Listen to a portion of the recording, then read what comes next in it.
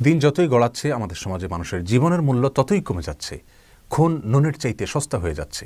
রাসূল করিম সাল্লাল্লাহু আলাইহি ওয়াসাল্লাম পশু পাখি কীটপতঙ্গকে পর্যন্ত দয়া করতে বলেছেন, তাদেরকে পর্যন্ত অকারণে এবং অন্যায়ভাবে হত্যা করতে নিষেধ করেছেন।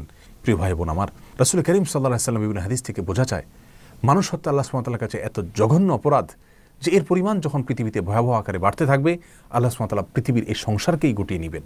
কিয়ামতের পূর্ব মুহূর্তে হত্যার পরিমাণ ভয়াবহ আকারে বেড়ে যাবে এবং যে হত্যা করছে সে নিজেও জানবে না সে কেন হত্যা করছে, যাকে হত্যা করা হচ্ছে তিনিও জানবেন না তাকে কেন হত্যা করা হচ্ছে। আল্লাহ সুবহানাহু ওয়া তাআলা মানুষ হত্যার বিচারকে অত্যন্ত গুরুত্বের সাথে কিয়ামতের দিন করবেন। রাসূল করিম সাল্লাল্লাহু আলাইহি ওয়াসাল্লাম ইরশাদ করেছেন, সহিহ বুখারী এবং মুসলিম একযোগে বর্ণনা করেছেন যে আল্লাহ সুবহানাহু ওয়া তাআলা কিয়ামতের ময়দানে মানুষের মধ্যকার যে পাওনা দেনা সেগুলোর হিসাব নিকাশ শুরু করার শুরুতে একেবারে প্রথমেই মানুষ হত্যার বিচার দিয়ে তারপর শুরু করবেন। আমলের ক্ষেত্রে সালাতের হিসাব দিয়ে আল্লাহ সুবহানাহু ওয়া তাআলা হিসাব নেওয়া শুরু করলেও মানুষের মধ্যকার বিবাদমান যে সমস্ত বিবাদ, যে মানুষের পারস্পরিক হক অধিকার নিয়ে যত বিচার হবে সেগুলোর ভেতরে মানুষ হত্যার বিচার দিয়ে আল্লাহ সুবহানাহু ওয়া তাআলা বিচার শুরু করবেন। রাসূল করিম সাল্লাল্লাহু আলাইহি ওয়াসাল্লাম অন্য হাদিসে ইরশাদ করেছেন, যাকে হত্যা করা হয়েছে কিয়ামতের দিন সে আল্লাহর কাছে হত্যাকারীকে উপস্থিত করে বলবে, আল্লাহ তাকে জিজ্ঞাসা করুন সে আমাকে কেন হত্যা করেছে, কি কারণে আমাকে হত্যা করেছে। আল্লাহ নবী সাল্লাল্লাহু আলাইহি ওয়াসাল্লামের বিভিন্ন হাদিস থেকে, কোরআনের বিভিন্ন আয়াত থেকে পরিষ্কারভাবে বোঝা যায় আল্লাহর সঙ্গে শিরক করার পরেই সবচেয়ে বড় অপরাধের তালিকায় উঠে আসে অন্যায়ভাবে কাউকে খুন করার অপরাধটি। রাসূল করিম সাল্লাল্লাহু আলাইহি ওয়াসাল্লাম এ সম্পর্কে যত হাদিস বলেছেন সেগুলোকে বলে শেষ করা কঠিন। আজ আমাদের কাছে খুন অত্যন্ত স্বাভাবিক একটি বিষয়। দু একটি খুনের ঘটনা আমাদেরকে তেমন কোনো টাচই করে না।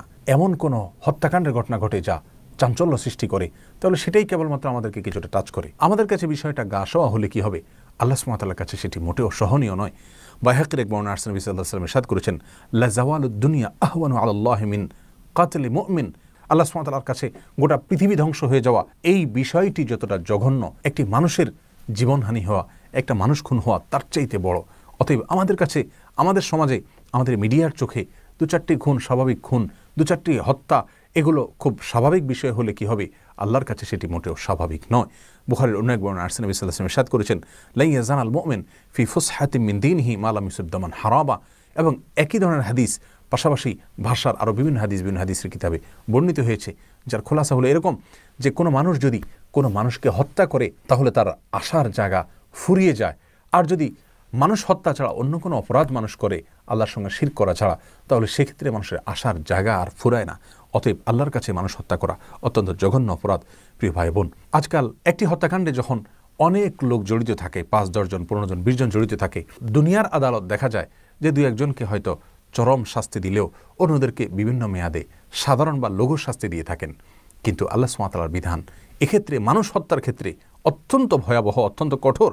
রাসূল করিম সাল্লাল্লাহু আলাইহি ওয়াসাল্লাম ইরশাদ করেছেন, তিরমিজিতে হাদিসটি বর্ণিত হয়েছে যে গোটা পৃথিবীর সমস্ত মানুষ, এমনকি আসমানে যারা বসবাস করে তারাও যদি একত্র হয়ে সকলে মিলে নবমণ্ডল এবং ভূমণ্ডলের সমস্ত মানুষ যদি একত্র হয়ে একজন মানুষকে হত্যা করে, আল্লাহ সুবহানাহু ওয়া তাআলা ওই একটি খুনের বদলায়, একটি খুনের শাস্তি স্বরূপ গোটা নবমণ্ডল এবং ভূমণ্ডলের সমস্ত মানুষকে জাহান্নামে দিতে পর্যন্ত কার্পণ্য করবেন না। আল্লাহর কাছে মানুষ হত্যা এত ভয়াবহ অপরাধ।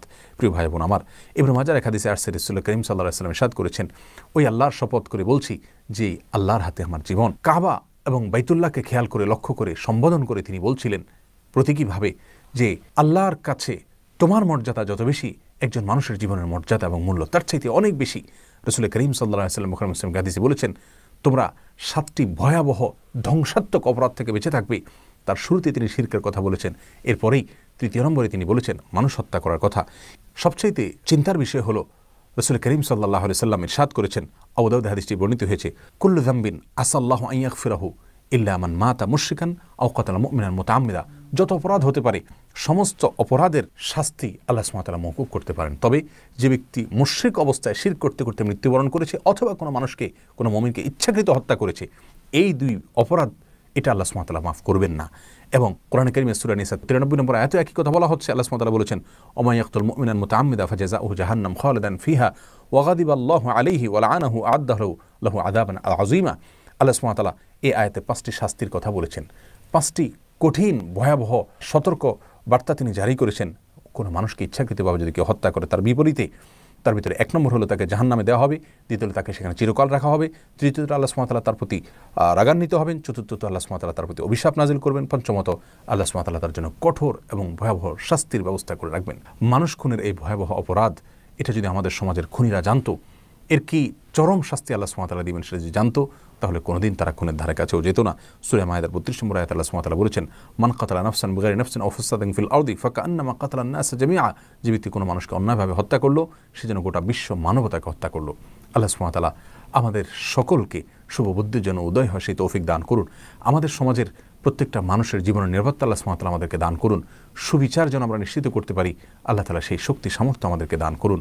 এবং নিরীহ যে সমস্ত মানুষরা নিহত হচ্ছে, তাদের পরিবারের জন্য সান্ত্বনা হলো, এই দুনিয়াতে যদি তারা বিচার নাও পান, ইনশাআল্লাহ আল্লাহর আদালতে তারা অবশ্যই বিচার পাবেন এবং কঠোর শাস্তির মুখোমুখি খুনিকে হতে হবে।